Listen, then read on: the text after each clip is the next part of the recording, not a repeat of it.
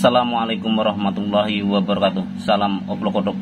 Terima kasih buat teman-teman yang selalu hadir dan mampir di channel saya. Buat teman-teman baru yang baru bergabung, saya ucapkan banyak-banyak terima kasih pula. Semoga teman-teman semua dalam keadaan sehat walafiat, tak kurang suatu apa, dan diberikan kemudahan untuk segala urusannya. Kali ini saya kedatangan tamu sebuah TV Polytron untuk ukurannya 20 in. Saya teman-teman lihat di sini ada logo Polytron. Di pojok kiri atas tertulis Basoke seperti ini. Selanjutnya di pojok kanan atas tertulis multimedia. Untuk label yang tertempel di cover belakang tertulis TV Polytron untuk tipe PLD 20D901. Menurut informasi yang saya terima dari pasien saya, bahwasannya untuk TV Polytron ini adalah mati total. Untuk lebih detailnya seperti apa, mari kita colokkan untuk TV-nya. Saya colokkan. Bisa teman-teman lihat untuk indikator di sini tidak nyala ya. Secara normal untuk indikator di sini pastinya nyala sebagai indikator standby, tapi untuk kali ini itu tidak. Coba saya tekan tombol power di TV-nya. Saya sudah tekan teman-teman. Dan untuk tombol power saya sudah tekan berulang-ulang, tapi nampaknya untuk TV tidak mau hidup. Bagaimana solusi perbaikannya? Simak videonya hingga akhir dan jangan di skip-skip agar tidak gagal paham. Lanjut.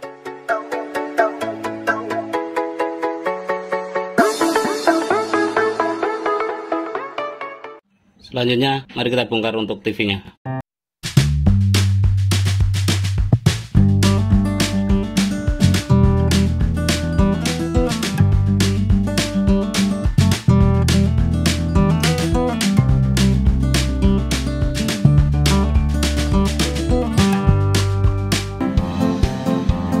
Dan inilah dalaman TV Polytron tersebut untuk ukuran 20 in setelah saya bongkar untuk cover belakangnya. Bisa teman-teman lihat untuk bagian TV dari TV Polytron untuk ukuran 20 in seperti ini teman-teman. Untuk TV ini terdiri dari dua blok, diantaranya ini adalah blok power supply dan ini adalah mainboard utamanya. Dari mainboard utama ini terdapat sebuah kabel yang mengarah ke panel LCD-nya ini, dan ini adalah kabel LVDS.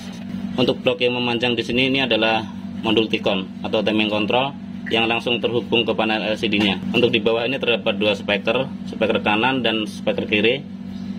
Dan selanjutnya di sini adalah untuk indikator standby-nya. Untuk kasus mati total tentunya permasalahan itu ada di power supply-nya ya teman-teman. Di sini. Bisa jadi untuk power supply ini tidak bisa menyuplai tegangan-tegangan yang dibutuhkan ke arah mainboard utamanya. Selanjutnya kita lakukan pengecekan untuk power supply-nya seperti apa. Lanjut. Dan ini adalah power supply TV tersebut setelah saya bongkar dari posisi aslinya. Sebelum melakukan langkah-langkah perbaikan, alangkah baiknya kita pelajari terlebih dahulu bagian-bagian dari power supply ini. Bisa teman-teman lihat di sini ada garis putih. Ini teman-teman.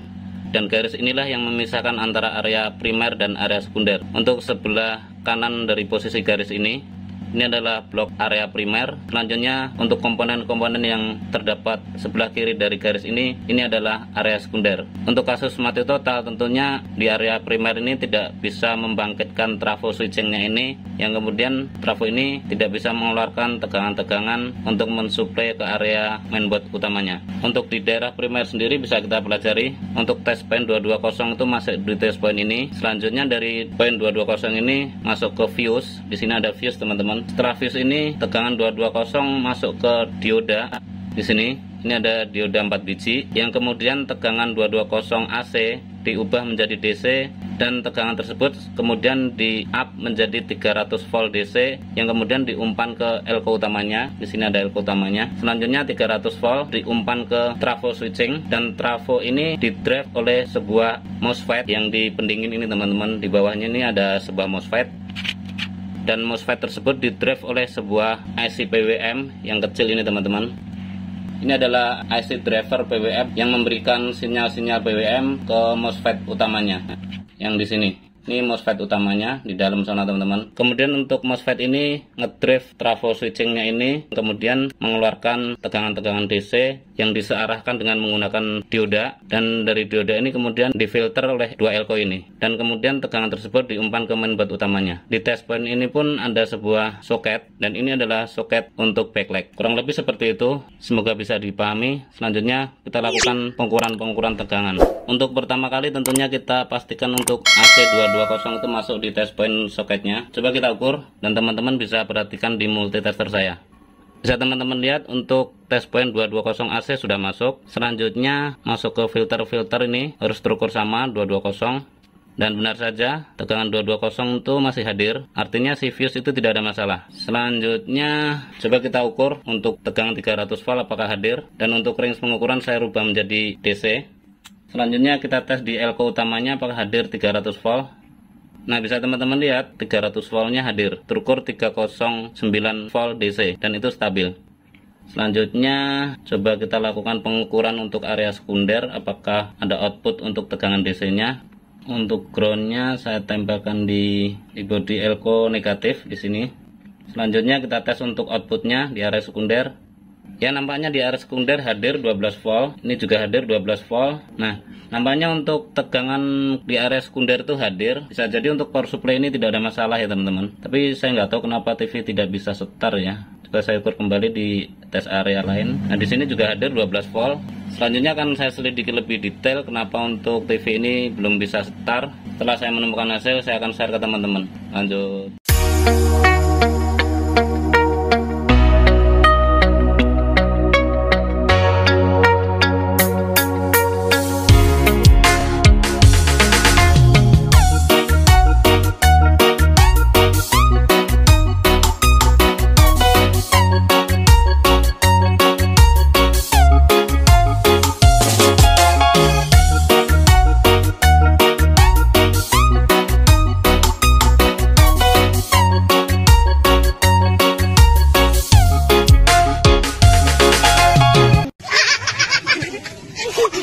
Oke teman-teman, setelah melalui penelusuran saya yang lebih detail, itu penyebab matinya TV ini itu karena tidak hadirnya tegangan-tegangan yang diperlukan di mainboardnya, sebagaimana marking yang tertera di power supply-nya, di test point outputnya bisa kita lihat seperti ini.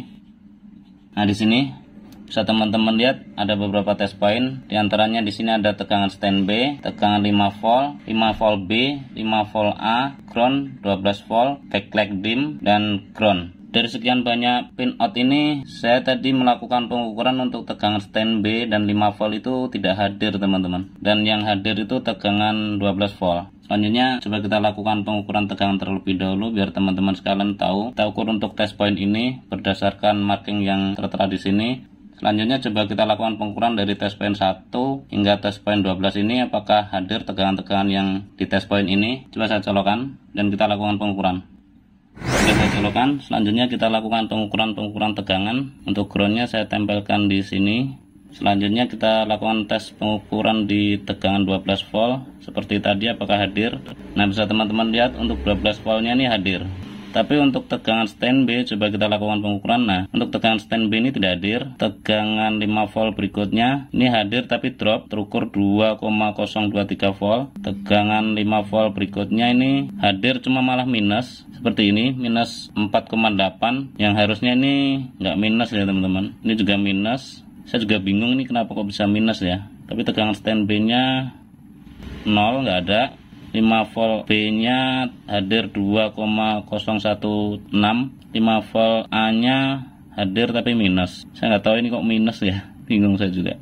Selanjutnya untuk tegangan yang lain, untuk 12 volt tadi hadir, terukur normal 12 volt, dan BL on pastinya ini nggak hadir ya, karena memang tegangan ini hadir setelah ada perintah on. Tapi ya ini di sini BL on hadir juga nih. Sangat lucu ini. Coba saya lakukan penelusuran lebih detail penyebab kejanggalan tegangan output tersebut, sumbernya itu dari mana. Saya cabut dulu. Lanjut, setelah saya melakukan penelusuran lebih detail, saya menemukan satu komponen yang terukur short di sini teman-teman. Di IC ini, IC regulator 5 volt ini. Di sini ada sebuah komponen kapasitor itu short. Ini teman-teman. Ini terukur short. Coba saya lakukan pengukuran dengan menggunakan range pengukuran buzzer. Untuk range pengukurannya saya rubah ke buzzer. Dan artinya kalau saya ukur bunyi dipanjang seperti ini, artinya itu short. Coba kita ukur untuk kapasitor yang di sini teman-teman, yang kecil ini.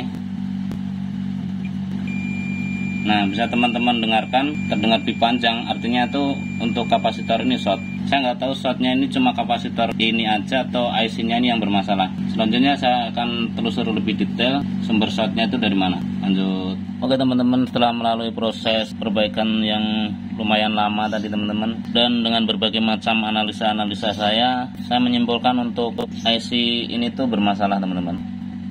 Di sini, ini IC ini bermasalah karena outputnya itu ngedrop ya, dan tidak memenuhi syarat untuk menghidupkan mainboard, karena output IC ini tuh harusnya berdasarkan marking yang tertera di power supply-nya tuh harus 5 volt ya teman-teman.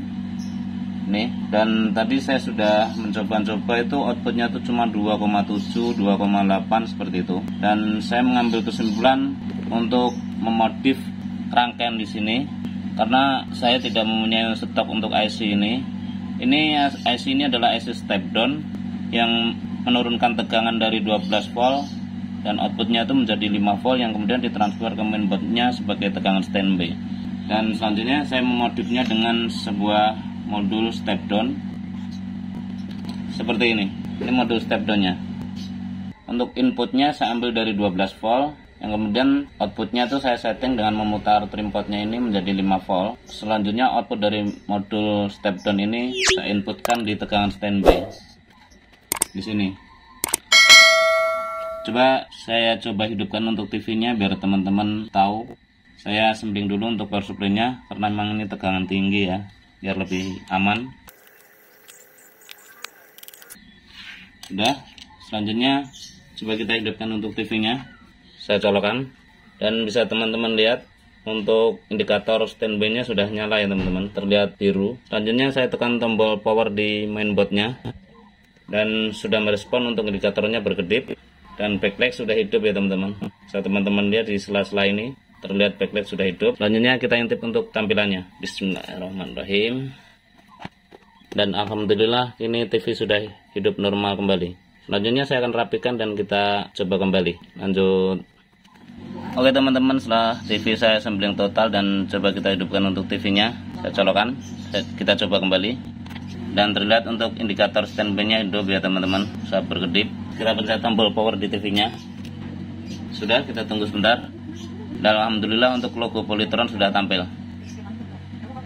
Dan setelah proses perbaikan, kini TV sudah hidup normal kembali. Terima kasih buat teman-teman yang sudah mengikuti tutorial ini dari awal hingga akhir. Semoga bermanfaat. Share ke teman-teman bila informasi ini dirasa penting dan berguna. Akhirnya dari saya Bila Taufiq Wal Hidayah. Assalamualaikum warahmatullahi wabarakatuh.